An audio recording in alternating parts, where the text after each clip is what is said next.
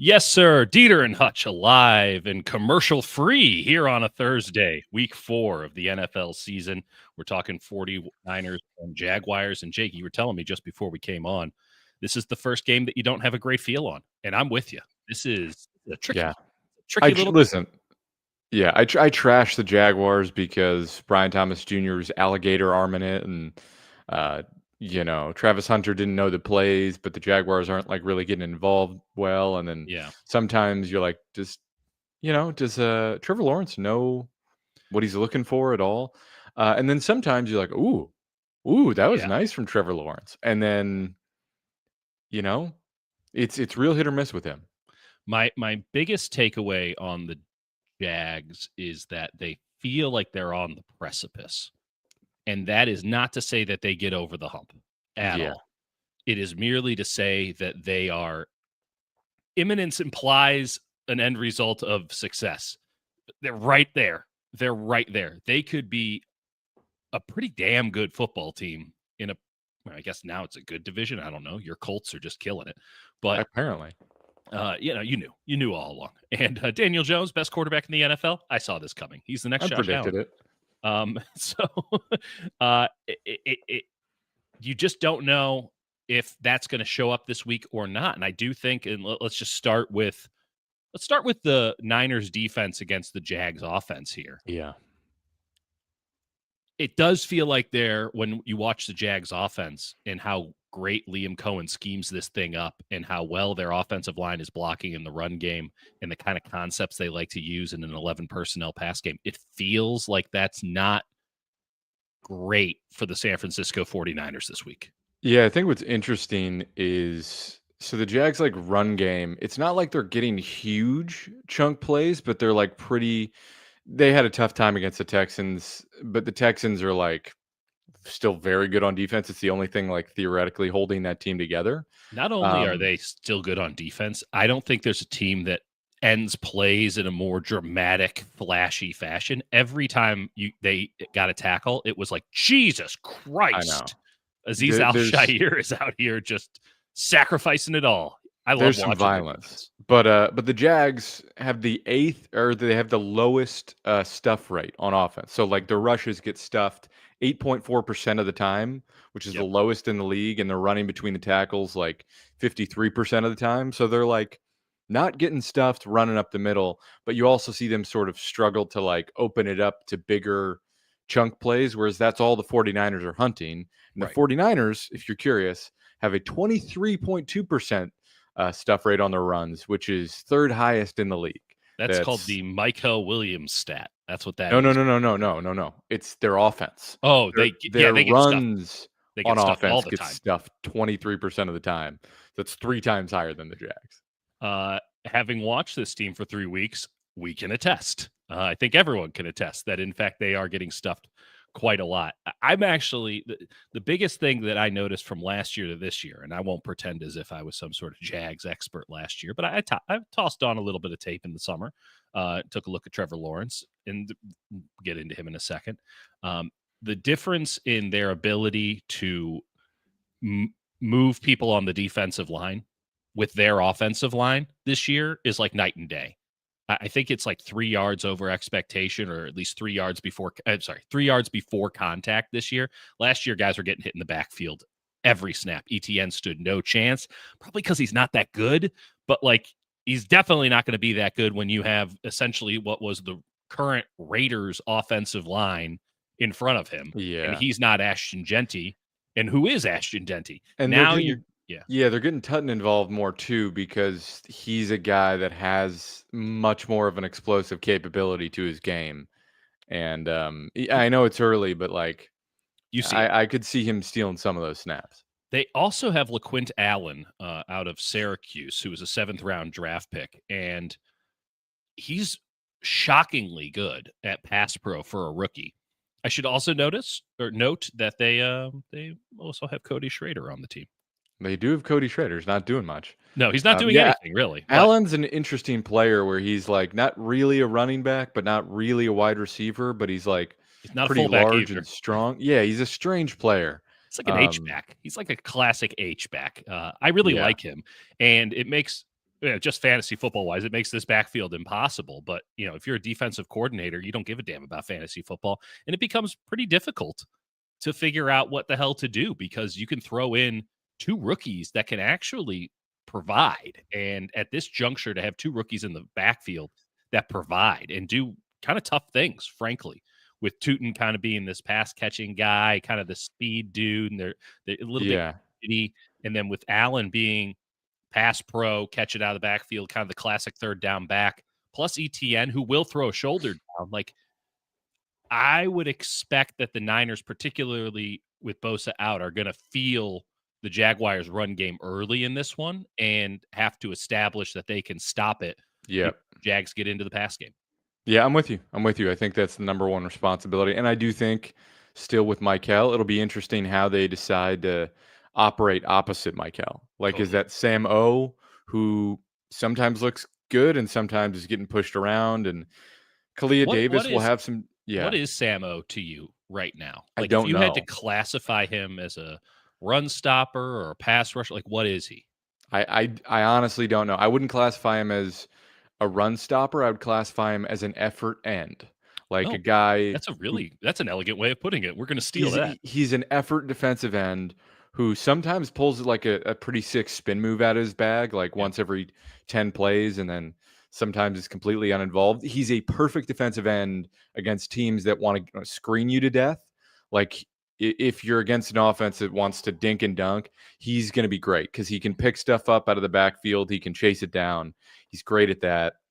And he's not huge, but he's got some good strength. It's a question of, like, if he gets doubled, I don't know how much I trust him to hold up, whereas Mikel is just going to hold his ground. So Totally. I think they're going to go at whoever that end is, and they promoted Robert Beal to the active roster, um, which is to say, I mean, I'm pretty sure Gibson is going to get called up from the practice squad as well. do they like trust Robert Beal? I'm genuinely curious because they've always had like an affinity for him, and he was sort of meant to be like a rusher, but then he sort of turned into just a guy who stands there. So I wonder if he takes on like an early down role. Genuinely curious because Yeah. Bryce Huff has been good, but I don't think they want him doing that every down, especially since they need the pass rush capabilities. Mhm. Yetur's not healthy enough to do it, and he's No. basically a pass rush specialist himself. Mhm. So someone else is going to have to figure it out. Actually, most when you think about defensive line, sort of the classic term is like you have a first and second down guy, and then you have a third down guy, particularly on the interior, right? Maybe the Niners don't even do that. Maybe they have a first down guy and then a second Right. and a third down guy, which would be Huff, right? Because with Maybe. Yeah. it and obviously depends on the situation. Like if it's second and 3, then you don't bring Huff out there. Can can I Yeah, throw something out there? I would love to hear it. You put Alfred Collins, you do some early down defensive end snaps for Alfred Collins. Okay, Test it's just to it's not just to absurd. test it. It's not absurd, but you've got the wrong guy. It's Jordan Elliott at end, and you can use him as a first down defensive end because they tried that with a 5-man front. And I'm fascinated to see the schematics of this Niners defense. We've talked Yeah. about it already this week. But you put Elliott at end. Now, okay, now there's a role for Elliott as opposed to just a guy who comes in. And in theory, there's a guy who is getting a little bit more money than everyone else. He should have a more defined role than just another dude. Put Elliott at end on first down. Your tackles are who would be the tackles in this case? Like, what's your ideal first down defensive line for the Niners' first snap of this game? It's still Kalia Davis, even though he's like incredibly hit or miss. And I think it's still Jordan Elliott. But I But if think I'm with putting if I'm putting Elliott at end, would it be Collins then? I would prefer Collins at end because of the length and the ability to like hold up and disengage, and the way he can, even if he's like not necessarily winning a rep, lunge and make a tackle, and at Yeah. least with his size and just pure wingspan, disrupt a little bit and slow things down. Again, this is the problem with Nick Bosa being out. Nevin That's good. 1221 with a great one. You're both wrong. Put Farrell at DE. He's blown up more run plays than anyone in the league. My initial thought was, oh, they haven't gotten Clee Farrell yet. And then I Right. remembered he's talking about Luke And Farrell, Joseph, we'll and get to he's you blown up. once we switch to the offense. Absolutely. Um, And so Listen, that's galaxy brain. I would imagine it's going to be Samo and Michael on the edge on first down with Collins and probably Elliott or Davis or I think they're gonna stick with Elliott and Davis yeah. early, and And then there's a lot of yeah, rotation there. So like I don't really give a damn who starts, but I would imagine that Samo's there on first down. And it wouldn't shock me if they were using Huff on second down, where obviously it's both options probably available depending on down and distance, but particularly on third down with yeah. Michael and Yetur sliding inside and maybe Samo being on that strong side defensive end. I think what's going to be really Or Beal. interesting what's going to be really interesting is the Jags get the ball out pretty quick. Yes. Um, I think there was a lot I don't think there was a lot they left on the table. Even with Unquestionably. Parker Washington taking over from De'Ami Brown, he looked fine, but then they have a ton of drops, they have Mhm. a ton of penalties. Oh, And they have more illegal shift penalties than like the rest of the NFL combined right now. Which right. makes sense. They're going from an offense that was high school level to now like a legitimately high end NFL offense. But these guys don't know the plays, and Travis Hunter doesn't Right. have time to learn the plays. And Travis Hunter's playing outside corner and they're putting him in motion. Liam Cohen said this week, like, yeah, we're going to simplify it. We're going to keep him at F, which is Yeah, slot receiver slot basically, receiver. but a Sure. lot of motion. And I, I know it's early, but I do think they deserve some criticism for like not just getting more screens to Hunter, getting him involved in some easy ways where, Mm, you know, he's doing a lot of very, very tricky motion that totally. has to be timed up and clearly doesn't even know the plays when he's not motioning, which of course he doesn't. He's playing two full positions as a rookie. It's hard enough to learn one. I mean, I do think that they thought he would be further along on the offensive side, but I'm with you. Watching them, the offense is so reminiscent of a Sean McVay Rams attack, which is unsurprising given that Lee Cohen at least has They do have Shane Waldron, which is a little ugh. I don't mind. I really don't mind the scheme of their offense right now. And Shane Yeah, no, Waldron's, I you like know, the scheme, but there's just an generalized vibe, ick factor with Shane Waldron involved in anything. I get that. It's not full Todd Downing, but it's up there. And then, Right. but like watching Hunter, and I tried not to focus on him. Tried to focus on kind of the holistic scheme, but they're doing a lot of stuff with Hunter that is very Puka, like a lot of insert block break off, like. By moving him around, they're kind of putting him in a Puka Nakua role. And it's like, dude, he is not Puka Nakua. Like, I know that you thought, oh, well, Yeah. Puka did it as a rookie. He's the exception to the rule, man. He was a fifth rounder who wants, he's like the George Kittle of wide receivers. He wants to be in the action. He wants to, get his face Right. bashed in. Like, I don't think you can do it. And there was a couple of plays that I saw where they tried to get cute with Hunter and do things like, hey, you're going to pretend to block and then break out. And then he's just in the wrong spot. And listen, we don't know the actual Give him play a call, but simple it's route clear he's in tree. the wrong spot. Yeah. Like keep it simple for him. I will say, and I said this almost jokingly, just gut feel wise. I do think this is the game Brian Thomas Jr. breaks out a little bit. There were at least a couple plays last week where one was called back for a hold, or another offensive, like a shift penalty. And then there was like another one that got broken up. And again, like we were sort of debating whether or not Trevor sees it. I think sometimes he does see it. There are other Yeah. times where like there was a whole shot touchdown that was he stared right at Brian Thomas Jr. There's a corner squatting. Trevor, out of anyone, has the arm to thread that in there, and it wasn't that Yes. tight of a window. No, He had him, I know exactly what play looked you're right talking at about. him as his first read. I think it was an alert, like check it, and it was there, and he just didn't throw it, and then he took a sack. And so with him, I think that's the limiting factor with the Jaguars. Of I think it's a young team. They're going to have penalties. Travis Hunter's going to have some issues early. That stuff will eventually, theoretically, get ironed out Right. over the course of a year or get better. And Right. so you have the weaponry. Like Brenton Strange is sick. Parker Yes. Washington is like your third wide receiver is You great. have a serviceable offensive line. You have a serviceable, really just a solid, not terrible, not great offensive line. Dead Not in going the to win you a middle. game, not going to lose you a game, better in the run than the pass. Like this is a Niners offensive line without Trent Williams, right? Right. And so I think like when I see that where it's like very obvious that that throw is there and then I see Trevor turn it down and then take a sack, I go, what are you looking for? Like, do you know what Mm. you're looking for? And I'm not convinced he does. And until he does, like the ceiling for this team is just going to be, I don't know what it is. I mean, it's a very high ceiling. It's just, I have trouble seeing them reaching it until he really, really grasps the scheme, which is not something he's shown in his career so far that he's gotten it. I think that there's just an inherent level of aggression with Trevor that doesn't lend itself to the full progressions that Liam Cohen wants. And we'll find out when they have these windows that are going to be there with this Niners secondary. And I do want you to get into kind of what's going on there. Yeah. But I think he sees it. I think that he just chooses to do the hardest thing. And because he has so much confidence, it's almost like an inverse Kyler to where he's like, I'm going to rip this thing. I got it. Except his footwork. And I spent about 2 hours on this yesterday watching. I'm trying to figure out what's wrong. And I don't think that he has like a loopy, elongated motion, though it's longer than most, right? It doesn't exactly fire. I think that it's his feet. Like, I don't think his feet ever get properly set. They're kind of all over Right. the place. And he doesn't have the kind of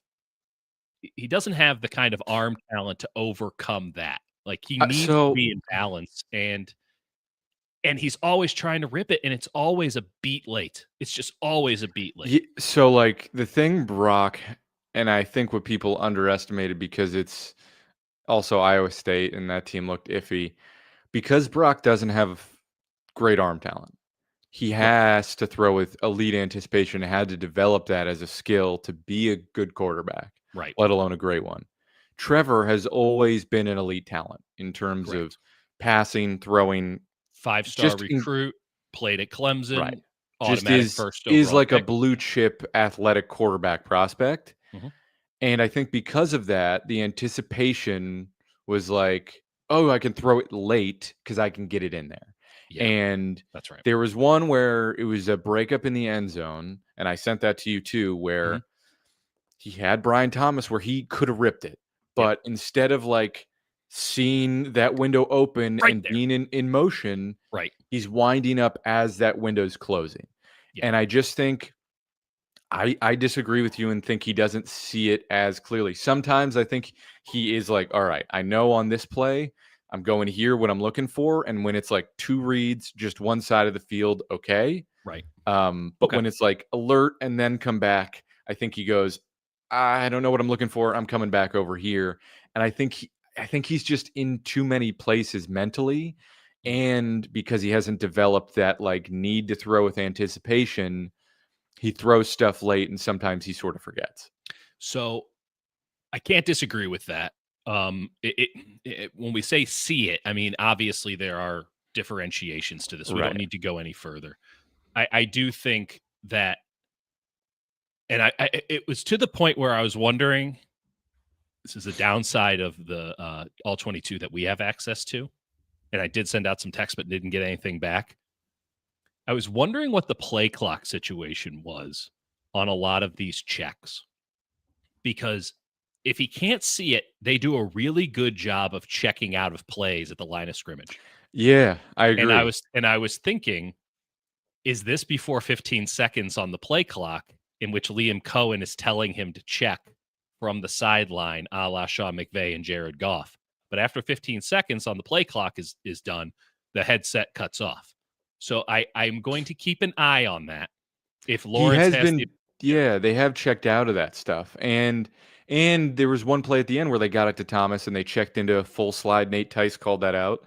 And oh really? like it was Okay. great. Yeah. I was It was a really perfect impressed it was a by crucial play. not just Lawrence checking, and you have a can play, right? Like, you know what the second Right. play is, and you can tell all the players on the field are tapping their helmet to, acknowledge, hey, I know that this is a can play, all that, which is a little collegiate, but whatever. And then, but like the communication between him and his center, sorry, I forgot the name, Robert Hainsley from Robert Tampa. Hainsey. Hainsey, thank you. That's the Not a one. huge fan of his game, but No, communication. but I think that we're kind of in the Jake Brendel model Yep. of, like, this guy clearly understands what's happening in front of him, and that's more important than his ability to Right. block It's like well a and make. catcher who can frame really well, which doesn't matter anymore, but Bye, Patrick Bailey. Meanwhile, there's another catcher out here just knocking out 60 home runs with his big ass. So, it's cool that Beautiful you have a man. 602 OPS. You'll be fine next year, regardless. Uh, it, it makes me wonder, like, oh, he can't see it. It does feel like we can agree on this. The game, or at least defenses, are moving just a beat too fast for him, whether it's his fault or whether it's just defenses are faster now. He is not anticipating. He's not out ahead.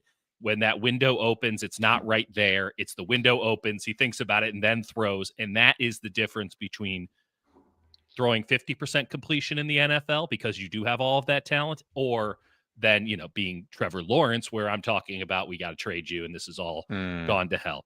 Now, he's going to be going up against what we know. We know about the defensive line. We know what it means without Bosa. We'll find out kind of how that manifests. We know they have great linebackers, but the Niners secondary was not ideal. Let's put it that way. Not playing at the highest level against Arizona when and it was kind of hard to figure out for a minute. Like, what did you see when you gave it another look and another look and another look against Arizona? Yeah. So it's interesting because you're like, there's so many. It's funny because like some of the people that put out stats, they only show like cover 1, cover 2, cover 4, cover 6, and then you're like, or cover 3, cover 6. Yeah. And you're like, we've shown the charts before. But this is cover 7. Like this is not being accounted for.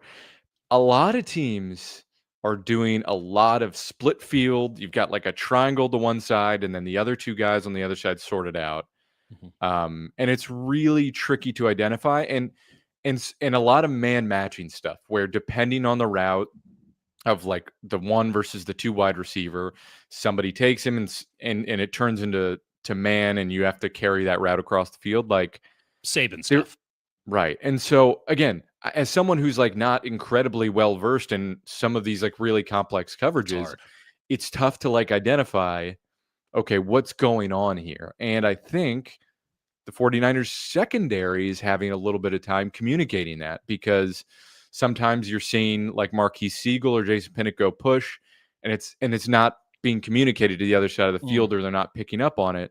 And you can go, all right, Renardo Green's having a hard time, but also is Diamador Lenore just not catching that either? And again, I don't necessarily know the answer to this, but there's a lot of exploitable space behind the linebackers.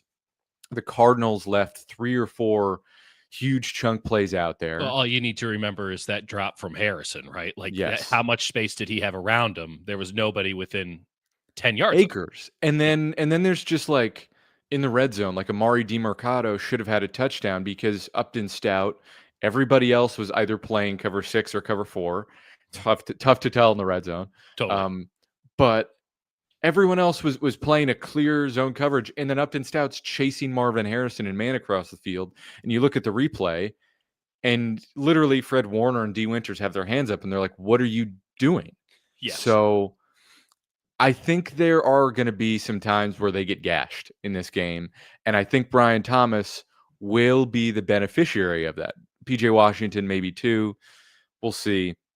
But I think there's going to be some plays out there for the Jaguars, which is why it's so hard for me to sort of calculate, because they're getting rid of the ball relatively quickly, and I don't know how the Niners are going to be at developing pressure. It's going to be a lot on Bryce Huff. It's going to be a lot on Saleh to make things look tricky. And I do think there's an element of just confusing Trevor, where you might run the same coverage, but just from different looks.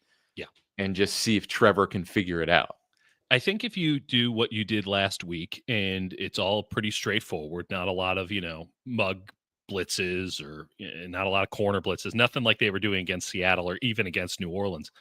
If you do that, you will lose, because that kind of space for receivers on those over routes or those deep digs is just, it's going to be death. You're not getting there fast enough to cover it up, which is, Kyler, listen, a lot of the times Kyler was making more time in the pocket. That's the challenge of it. Now, he wasn't necessarily running all that well, but he made more time in the pocket, and you didn't have Bosa but save for 14 snaps. So part of me is like, if you're going to get gashed by just playing it straight up, which whatever straight up is for Robert Saleh anymore, he turned it into a cover 7 team last week with a star in Jair Brown, or, using Upton Stout as a de facto Sam linebacker. So standard is not exactly normal practice here. But if that's what's going to happen, I'm with you. Like, Go full Flores. Get crazy. And the advantage that you have is that you have a quarterback who has not in the past, though maybe this is the game where it shows, displayed the understanding that anticipation and timing is the most Right. important thing that you can have as a quarterback. Yeah. And I would try to take advantage of that, which means I think there's a lot of boom bust in this. But I'll bet against Lawrence in terms of being able to see it, being able to rip it the second something comes open, being able to rip it before something comes open because he knows it will be open. I think that if a guy like Brock Purdy, who has so many problems against those chaos defenses, who is all anticipation and all understanding, Yeah, if and that guy coming off an injury where there's like a little bit of eagerness, right? well, I'm just saying, like, if Brock has problems against that, then Trevor Lawrence is going to have problems Yeah. against that. So I would go that route, and if he beats you, he'll beat you big, and you just have to Yeah. tip your hat and say that was our best way of going about it. And last thing, Rishi mentions it. Top receiver for the Jags. This game is going to be their tight end. Brenton Strange was a guy I loved in the year the 49ers drafted Cam Latu. Yeah, He went in the second round, but I was a huge fan of him out of Penn State. yeah, Thought he was going to be sick, and now he's really coming into his own. He's a tough cover, and while like he didn't profile as like a great blocking tight end, he's been physical enough, I think, and he's just such a great check down. You can run like a tight end little angle, like chip and release screen mhm. with him that's like really dangerous. Um, I think that honestly the Jags can probably do more of that stuff. But like he's a problem too. I mean, he's got some real Tyler Higbee in him. Um, Yeah. it's if you get him on the flat, he can get you some yak. He's not an over the middle guy, but he's a really good, like you can just line him up as a receiver. You can just go full Mike Gesicki with him, line him up as a big slot receiver, and he's going to get you some yards. I think that's a great call that Brenton Strange is going to be a problem. And that's not to take away from the Niners linebackers or even, the players they have in their secondary, but when you're dealing with an offense that has not manifested anything close to what it could be, but has the kind of talent that the Jaguars have, at least at skill positions, with Thomas, Parker Washington's a hell of a receiver, then Yeah. Strange, and then anybody that you want to throw out of the backfield. It's a real issue. It's a real Yeah. issue that they're going to have to account for. And I would just say probably the best way of going about it, I'm interested if Robert agrees with this, and we'll find out Sunday, is to muddy the waters, get it as muddy as possible, and make it so. Just go Flores. Just go Flores. Go It full doesn't matter Flores. if it works. But it'll confuse you. Yeah, we're going to absolutely ruin your day. Good luck to you. You can beat us. There's spots. You can beat us. If you're good And we'll enough, you beat can beat us. ourselves. But Absolutely. No question. I um mean, I do. This is true. We could have called it Bandit. We could have called it Jackal. We could have called it so many other things. It's it's Big Nickel. The Niners like to call it Big Nickel. It's really more of a third safety, Sam linebacker hybrid. It's a position that Brian Urlacher played in college. It's a position that Fred Warner played in college. It's a position that's fundamental to most collegiate defenses now, sort of that third safety, a true box safety that is effectively also a Sam linebacker. So you have some yeah. heft against it. But yes, most teams call it the star, and that's where Jair Brown is playing. And you know what? That he loved it. He loved it when Yeah. they first brought that up in the meeting. Like, Jair, you're going to be the star. And he goes, I already know. I know I already am know, the buddy. star. Should we switch sides of the ball here? Yeah, special teams. No, I'm kidding. Let's and By the maybe we way, will. special teams, we gave Brant Boyer a lot of deference because we like the way he's coaching, but like they're still dog shit. I mean it. No, Their you're kickoff right. coverage is like bottom in the league. Yeah. The returning's terrible, and part of that's just personnel. Like you can't really teach Isaac Orendo to like have a feel for the game if he doesn't have it. No. Yeah, So that's a guy who doesn't see it. yes. Trevor Lawrence, we can debate. I know that Isaac Orendo does not see it, nor does he feel it. He's Helen Keller out there. He's got none of the senses going. It's So tough. I guess Helen Keller had feel. That's how she learned how to speak and read and be a mind No, of the keep air. talking. Keep talking. No, it's going great. It's going great. The estate of Helen Keller is coming for this show next. Okay. Niners on offense. Who's playing this week, Jake?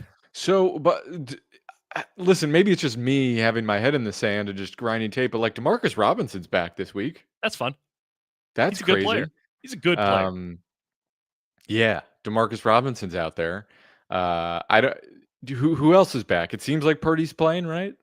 I would guess that Purdy's playing. John Lynch went on KNBR this morning and said he looked great in practice. There is some level of skepticism and smokescreen awareness that we have to be cognizant of, but I don't get the sense that Mac is playing because of the PCL injury. And Adrian Martinez apparently took some first-team reps yesterday because both quarterbacks both guys who have started a game this year were limited. That's probably not ideal and is the end of the segment if it is in fact Adrian Martinez. Of what was it? What league would I don't know what It'd be the other UFL at this point for Yeah. the Birmingham Stallions. Yeah, Birmingham Stallions sounds Thank right, you. or the Barons or something. No, it's Birmingham that's a Barons are the baseball AA team. baseball team. Yeah. Yeah, sorry. Go Barons. White Sox affiliate. Thank you. Probably the best team in the White Sox thing. Can we quickly, before we get into the rest of who's in, who's out, John Lynch did mention in the Goat Lord, shout out to the Goat Lord, all hail the Goat Lord. All hail, yeah. Did mention on KBR this morning that Ayuk is, quote, not close, which is kind of the first public acknowledgement of something that we've all presumed and then sort of talked ourselves out of with wishful thinking, including us. I mean, which is ironic. I was doing some wishful thinking. But the knee exploded. So we talk about Nick Bosa being back for week 1 next year because it's just an ACL. It was like MCL, PCL, ZCL, meniscus, all of the CLs. And that is probably the stuff that he's still working through because you had to go full Terminator knee on this thing and rebuild it bionically. So not close indicates that we're not even entering in a conversation until December. I would say November. I've seen him run. Like he's physically running. So like, I think it's a month before it's even a conversation. I think that's right. And sorry, my daughter stole the schedule. Thanks, Lottie. Cool of you. She just needed to note that the Chargers were on there. Dieter somehow has turned his daughter into a Chargers fan. So that's I didn't do anything, Jake. Okay, so here's what happens. I found. I'm not joking. It's not even a bit. It's 100% a thing. Which, by the way, she's going to end up winning. When you go on a walk with the dog, Alameda has this kind of cool unspoken thing where people just put their stuff they don't want anymore out on the street, right? And I know most towns do that, but like it's usually like okay stuff. Like there's no need for offer up in Alameda. Right. It's just like put it in a box out on the street, write free on it, and you get a lot of good baby stuff. You wash it, you wipe it down with some alcohol and stuff. So there was a Chargers backpack that was like perfectly sized for a 1-year-old on the street. And I go, oh, she's actually been asking for a backpack. I don't want to go to Target and buy some $40 backpack. Here's the backpack. And it says Chargers on it, whatever. Like, I don't care. It's cool colors, cool logo. Put it in the washing machine, comes out looking great. Chargers backpack, here we go. That was a mistake because now it's all Chargers all the time. And she likes watching football with daddy, but now she has a vested interest in, like, when do the Chargers play?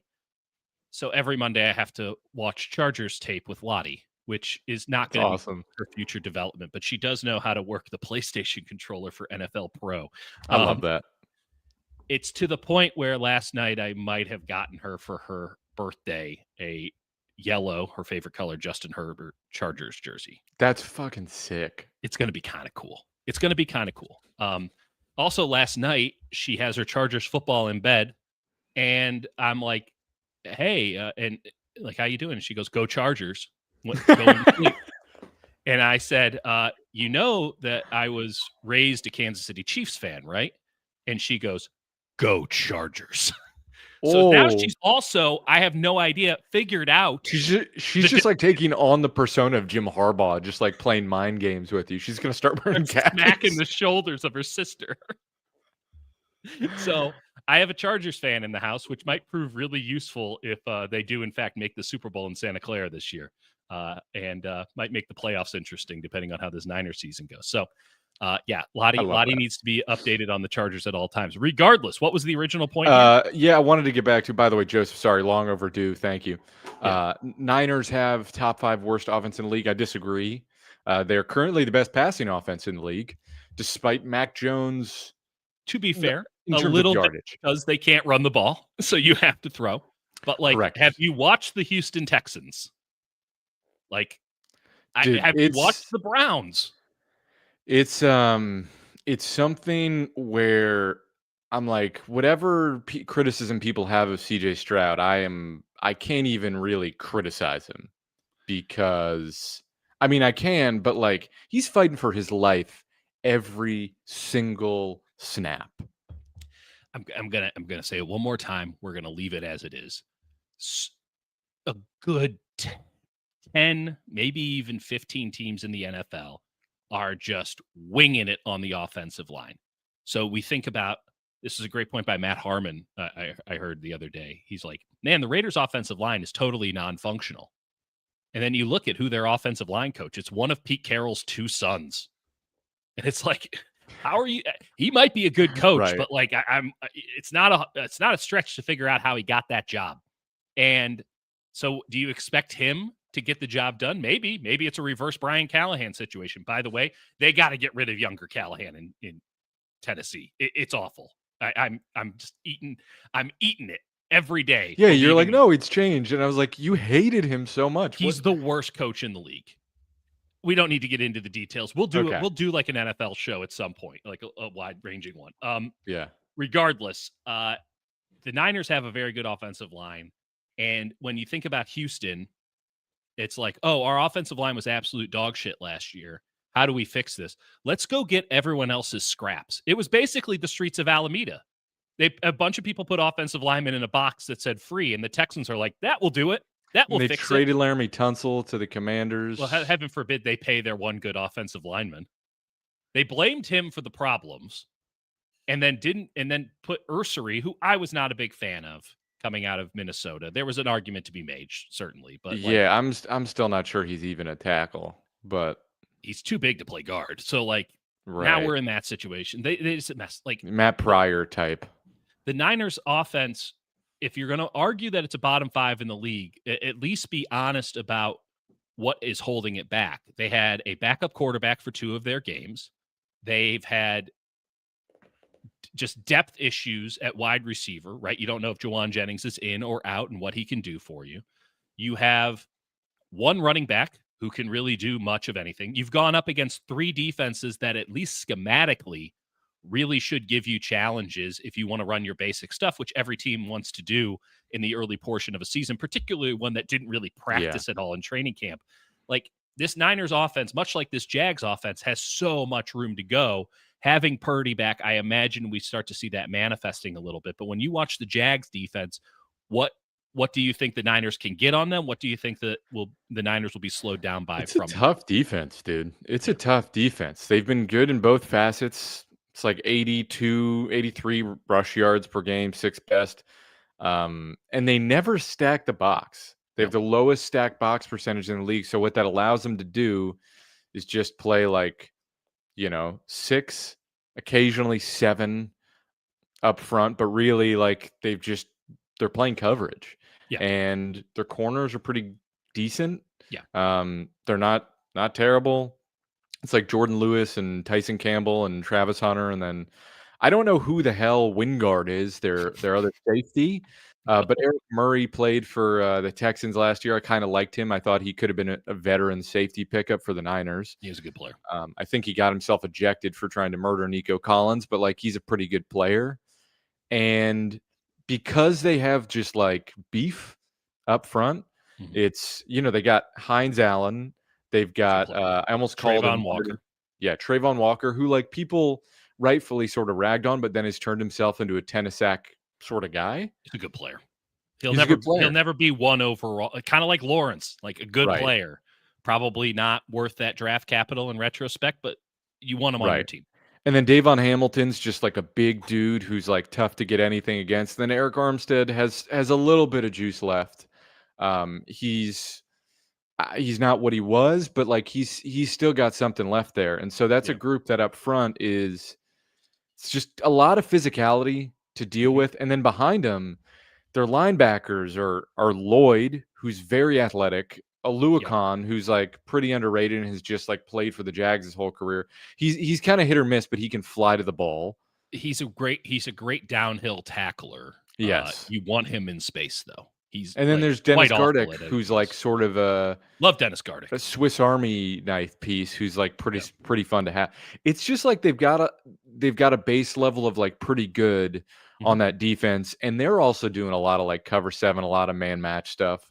Right. So I think the passing offense is still going to get their own. I do think this is a game Purdy comes back and throws a pick. I think Okay. also the Jags have had like 10 interceptions this year. They've just created some trouble. They've created pressure up front and They've played really bad offenses, and I think somebody made correct. that point. Like Correct. it is, But yeah, that's all to say, like, yeah. I don't know how this game goes, man. I think I know on a macro sense how I think it's a shootout. I think that Yeah. it's My and gut not my gut is that it's faster paced than slower paced, and it goes that way. yeah, I think it's going to be a lot of 3 and outs and a lot of like broken play touchdowns. Yep. Um, and that boomer bust back and forth, I do think lends itself to the Niners, frankly, because it'll probably come down to something late.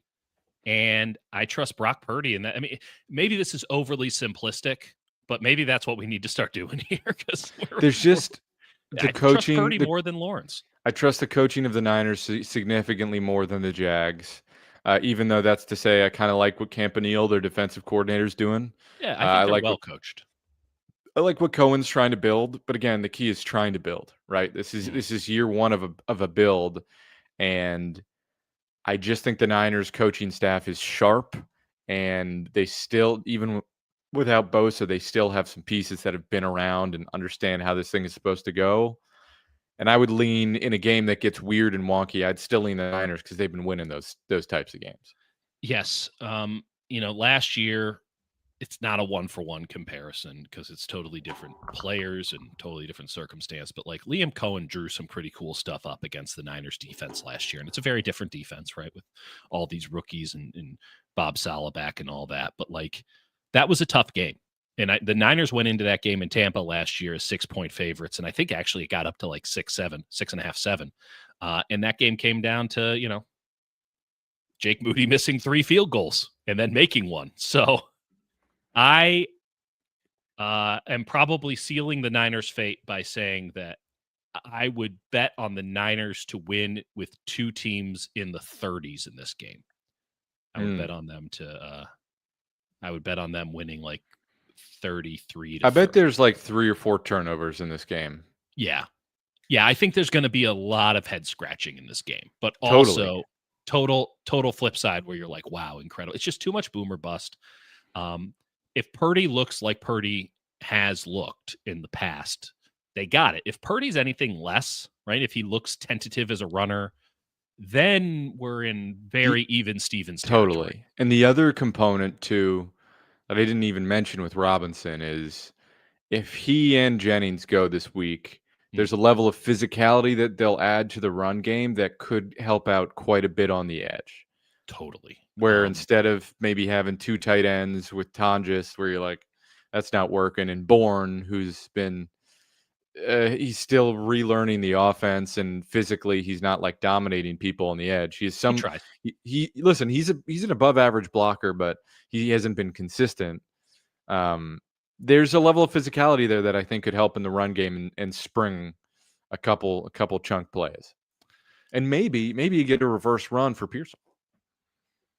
That's a good idea. That's something Because I'd that like to one see. that looked like dog shit, what was it, 2 weeks ago? Yep. It was honestly not too far away from being like a near touchdown. I mean, it That's was. the Farrell missing the initial block and then Trent coming back because he didn't know that Trent Juice and was Juice behind him. taking the same guy, and yeah. Yeah. I will I'll say this. You mentioned that the Jags don't stack the box. I think this is a big Christian McCaffrey on the ground game. I think that this is the game where everyone comes in the backside and be like, we were never worried about the Niners run offense, which of course Right. is not true. That's all I've heard from folks outside. And I don't think that they're wrong in questioning what's going on there. I do think I think that the Niners are going to be able to run the ball. Frankly, I think that the Jaguars are going to be able to run the ball. Um, and the Niners having one running back versus the Jaguars having two guys that they can really trust to get chunk plays is going to be interesting. Now Yeah. you're shaking your head a little bit. What do you? I don't know. I mean, the Niners have.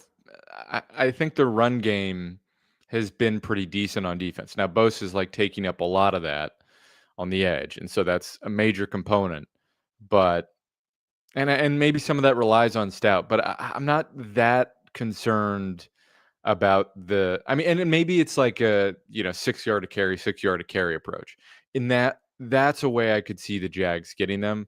I don't know about huge explosive plays killing them in the run game. I think that there's a level of force they're bringing at the point of attack that's been decent. Yeah. Um, I agree with that. I just think that they're going to be able to effectively run the ball in this game, which is not something that a lot of other teams could say. I think it will be yep. probably most similar to the Seattle game, but probably a little bit better because I do think that, if Salah's going to be muddying the waters and doing this, which is our suggestion, there's no insight. That's just a guess. Gabe, if that happens, I think that he's going to have to lean towards the secondary more. I think he's going to have to protect more in the backfield as opposed to maybe putting more guys up front and it's just gonna be really tricky. I just don't know where this defense is, where their strengths are right now. We could see a coverage bust where it's Travis Hunter running the wrong route and it breaks the Niners rules by accident. Can I make that as a prediction? That's a great call. Travis Hunter gets like a 70-yard touchdown because he runs the wrong route and nobody passes it off. I do think that we should just be very clear about what we're talking about when we say that Travis Hunter doesn't know the plays. Like it's not a small thing. And we're not just picking on Travis Hunter. Like it is, you watch the play from that high camera angle and you go, oh, that guy doesn't know what the play is because he just ran into his own teammate, or he's looking around and he doesn't seem to know what's happening. And he's getting illegal motions and right. And then you zoom in and you're like 12. Oh, and it's always 12. I mean, sometimes it's 7, but it's most of the time. Or De'Ami Brown, who's injured. Also, who also doesn't know the play? The camera operator for the Jags, who's fucking lost out there. What's going on, man? What are you looking at? He's looking at the cheerleaders on the sideline. He's zooming into a sound guy.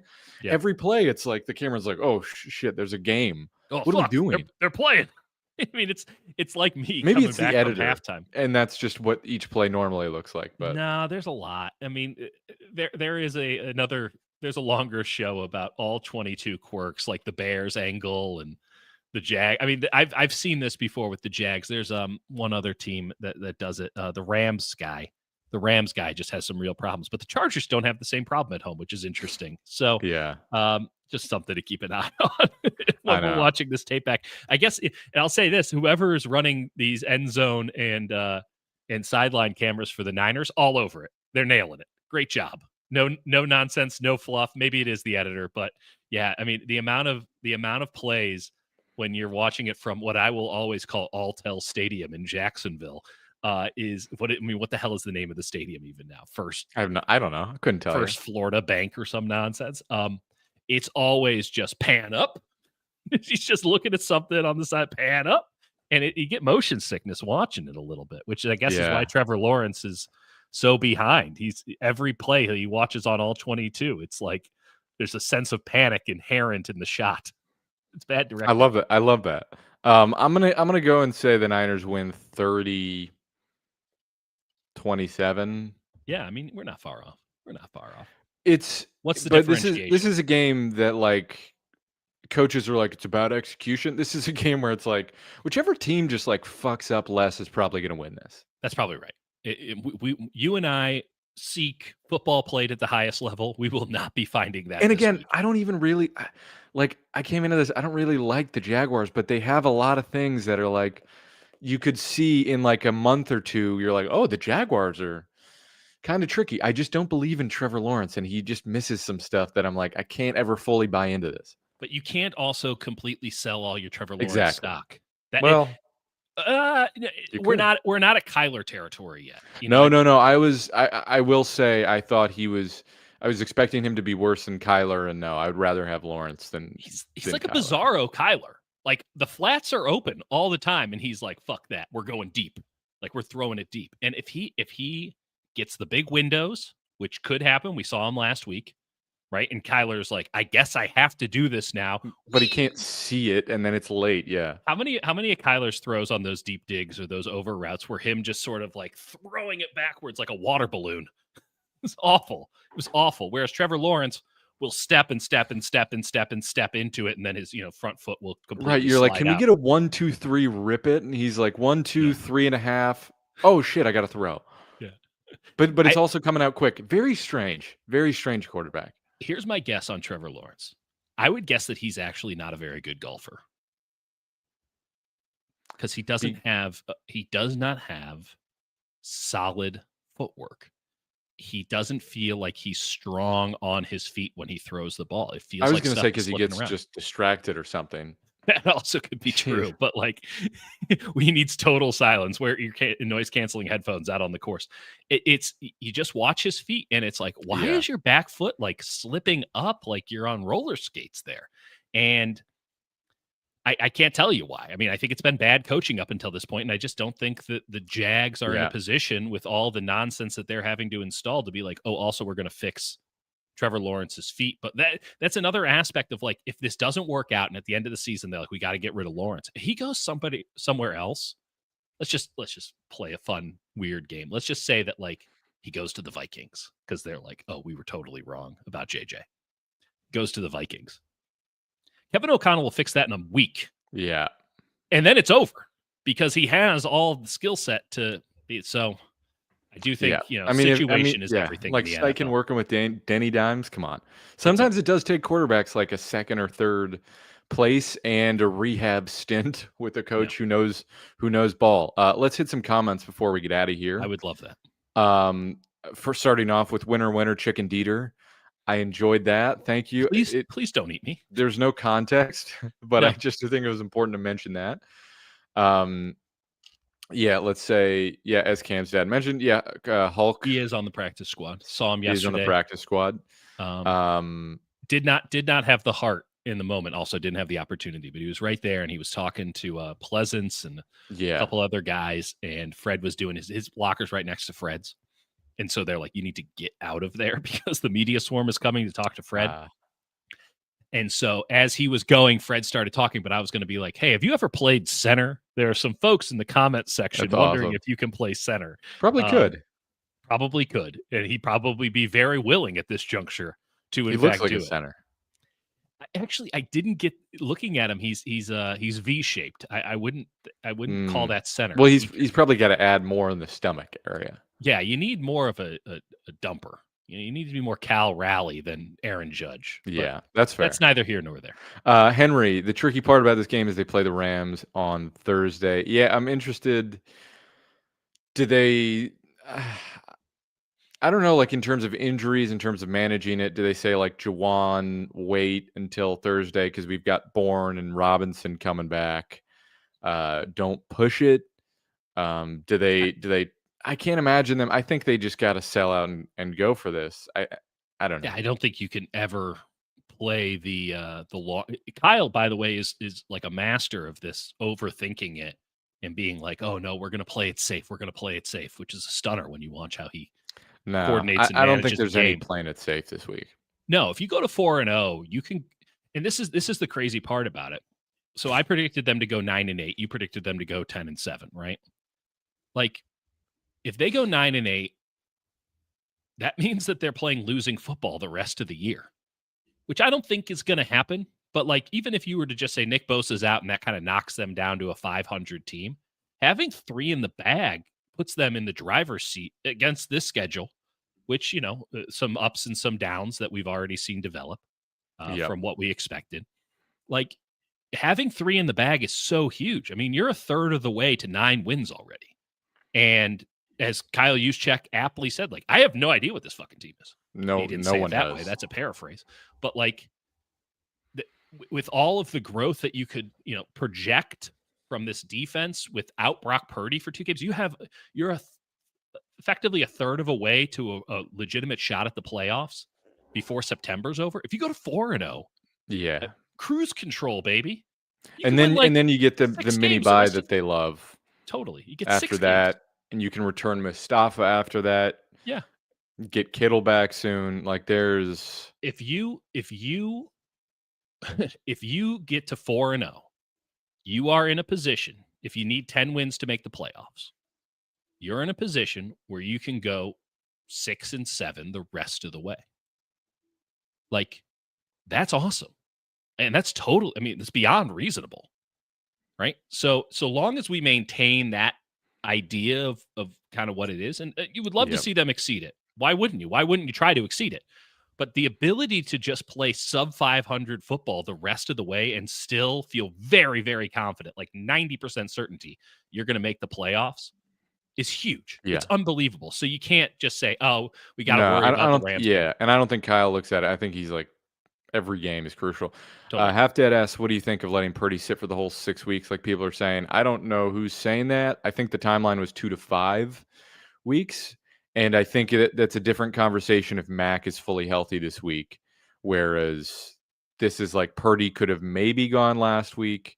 Again, I don't know what his goddamn toe feels like because that is a pretty painful injury from what I've heard. And it's like if he can't move, Right. then it's a real problem.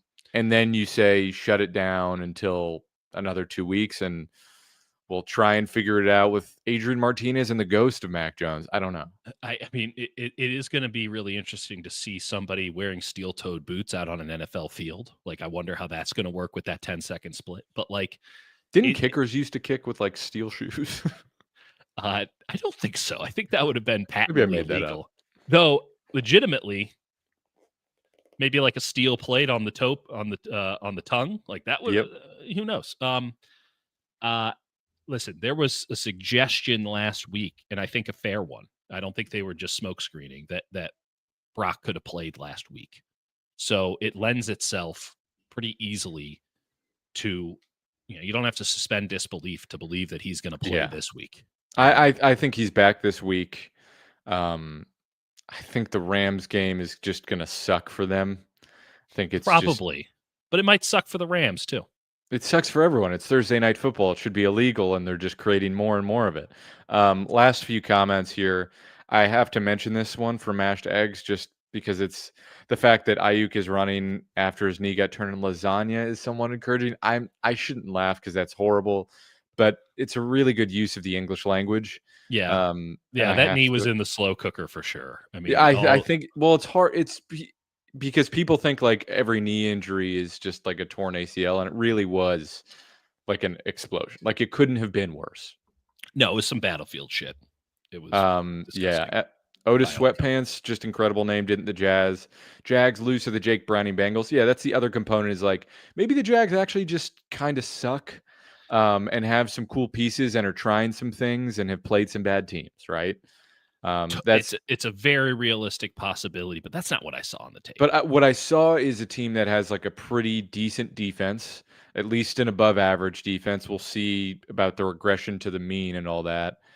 Who's playing some decent coverages and like what they do with Travis Hunter. I think it's a team that's trying to figure out what they are, right?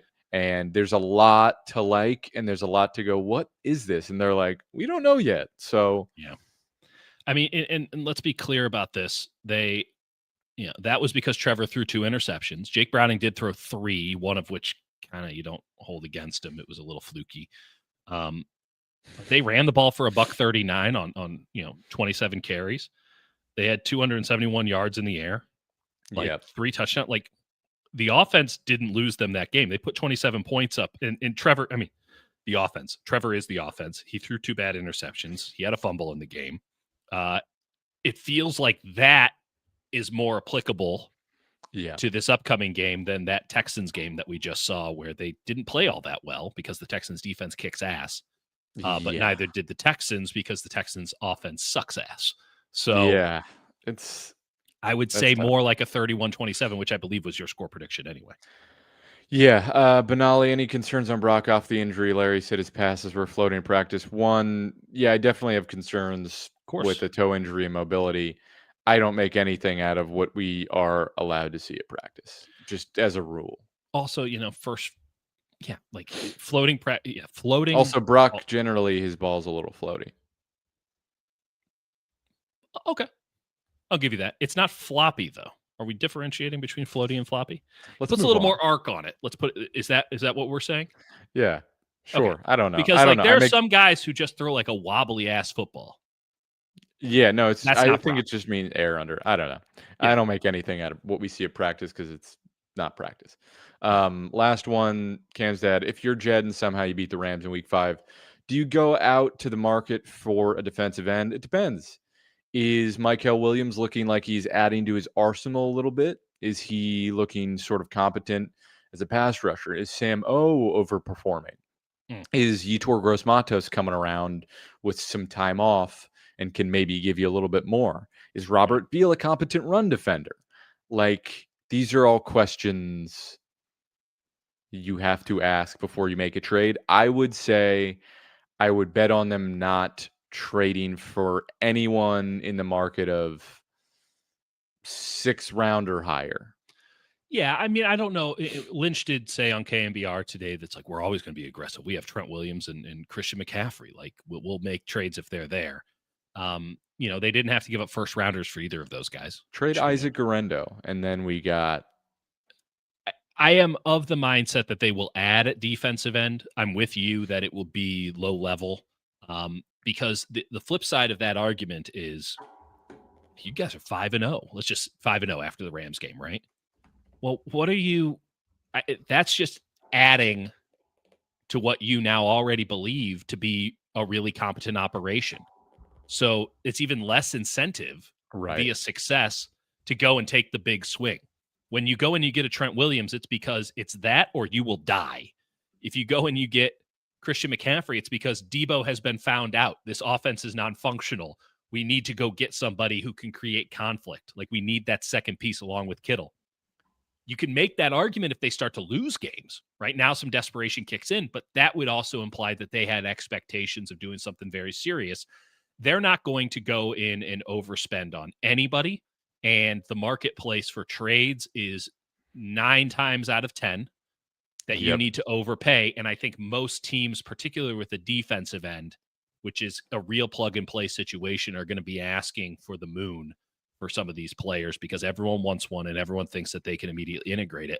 Whereas like how many teams are out here asking about oft injured at the time and probably still now Christian McCaffrey then Totally. and are willing to take, a couple seconds and a third. I think it's something where it's like, remember the Charles Omenihu trade, Yeah. right? That was like a guy who, if you went in and you looked at the pass rush data, was actually like winning a shocking amount of the time. Yep. You look for a guy like that on a team that's doing mediocre, right? You look for like a guy that's in the rotation who's playing like kind of how Bryce Huff started his career, where he was playing like rotational snaps, but is like winning at like a pretty high rate, on a team that's like doing meh. I would make the argument that the Bryce Huff model is exactly what you're looking to repeat from this past offseason. A guy who clearly has some juice but is in the wrong scheme and fits your scheme better, and you like him enough to think, hey, this is something. Somebody who is in a situation that is not working for him. A name that immediately comes to mind, by the way, and this will not make people happy, and I don't think would be a good trade for what it's worth, is Chase Young with the Saints. Chase Young's on the Saints. They have no use for him. Right. They run a 3-man front with 2 stand-up linebackers on either side, and he's not Josh Sweat. He's a actual hand-in-the-ground defensive end. He's also a loafing defensive end, which means that he's never coming back. But, like, that is the kind of player that you're looking for. Somebody who you're like, oh, that guy should be playing at least some snaps. You look and you see that they're playing few, if any, and you go, oh, let's bring that guy in because you can get him for nothing. They're putting him in the box on the street in Alameda, saying free. And maybe that really works for you. And one man's trash is another man's treasure. That would be the guys that I would imagine they're looking for. Like a guy like Kalavon Chason, who is like I'm sorry, can you say one more time? Kalavon Chason, who is an LSU edge rusher who I kind of liked, but is kind of on the smaller side, who is with the Patriots and has been like pretty good-ish. Like where he's like on a 1-year, $5 million deal, and you go, well, Would the Patriots just let him go and try and get the comp pick? Or are they a team that plays that game? Some teams, that's the other thing. You got to know the research on teams that actually don't play the comp pick game. Because some Right. teams don't do it at all because they're idiots. And they just literally don't. No. I mean, like, if you're not They don't thinking think about these that things through. Yeah, they don't. and They they go, find oh, we out don't at need the it. end what they got, as opposed to Right. gaming it out. Or they say, let's save a little cash by getting rid of this guy. Brian Burns is actually kind of the last guy I would expect them to go get, on the basis of he costs money, right? So somewhat like Trey Hendrickson, they cost money, even for just the rest of the year. And then you have to kind of figure out what to do with their contract after that. And he's available for a reason. And I don't even think he's available for what it's worth, but like, Right. he's not in the sweet spot of cheap and misused, because he's used and he's Right. expensive. And they're getting and they would get rid of him in the same way that, let's just be honest about this, the same way that Washington got rid of Brian Robinson. And you Yep. think you're getting one over because it's like, oh, they're giving up a first round. They see him every day. And maybe there's a situation where, again, it would work better in your system than ours, but like defensive ends, outside of the teams that are running a 3-4 and have a bunch of 4-3 defensive ends because they've done a recent coaching Yep. change, like that, Brian Burns is a plug and play. They do a 4-man front. They do a wide 9 a lot of times with the Giants. Like, it makes all the sense in the world. If they're giving him up to the San Francisco 49ers, a team that's in their conference, with the money that he caught, like, I don't think the Niners would do it because of the money, and I don't think that Yeah. the Giants would do it because it's like, He's a sick unless he's player. really broken. Yeah. Otis Sweatpants, have you seen Malik Collins is killing it in Cleveland? I have seen that. Dieter, you have a response? Because I always defended Malik Collins and said they were asking him to do too much, and he's a guy who actually can do both things, but if you ask him to do it snap in and snap out, it's a tough assignment. I thought he had some really good flashes and some ugly plays. Dieter had refused I to was hear done it. with him. I'll say this. I think Jim Schwartz is a better coordinator than damn near anybody on the defensive side. I think So, that's fair. And as Kyle can attest to, because I don't think he's ever beat Jim Schwartz. and listen, I feel like a big idiot, which is a constant occurrence, but like, because I am big and also an idiot, but it is, that Packers Browns game where they just played press man to man on the outside and they got after it with 4. And it's like, oh man, so funny that a guy who runs the Shanahan Right. outside zone scheme had a hard time against Jim Schwartz. Exactly. I talk all the time about like, oh, this scheme really sets it up. You know who really has a good scheme against outside zone? Jim fucking Schwartz. He's got it nailed. He's the best at this. Everyone should copy that. And I do believe that there's a new nickname for the Jim Schwartz scheme that you came up with last night. Oh, what did I say? God, it was Meat awful. and It was heat. like meat and meat up front and heat in the back. Hated Heat. it. Which I love brings it. us to our last point. I think we need 10 minutes on floaty versus floppy. So we'll save that for another time. I think that's a good point to end it. Hopefully you enjoyed this show. If you did, please subscribe. Tell your friends to subscribe. At a certain point, we like where we're at, but we'd like to go higher. And we'd you love need to, yeah, you need to subscribe to Jake's Substack because he has so many grades. He's Seriously. replacing PFF for you folks. The charts. I spent so much time making charts. My girlfriend is concerned. She's like, "Are you going to sleep?" And I'm just on a German chart making website. So try it again. You can try it for free and see if you like it. But it's pretty good. And we got the first season long grades of the season. I've updated it. So those are the important ones. At Dieter on the machine, at Hutch Diesel on the machine, and we'll talk to you Sunday after the game. Jake in the house Sunday after the game. I will be there. Dieter and I will be post game live from Levi's Stadium. Wow. NBC could never. NBC Sports Bay Area could never possibly match the production values that Dieter and Hutch will have on Sunday Be there, from folks. some luxury box at Levi's Stadium. Talk to y'all then.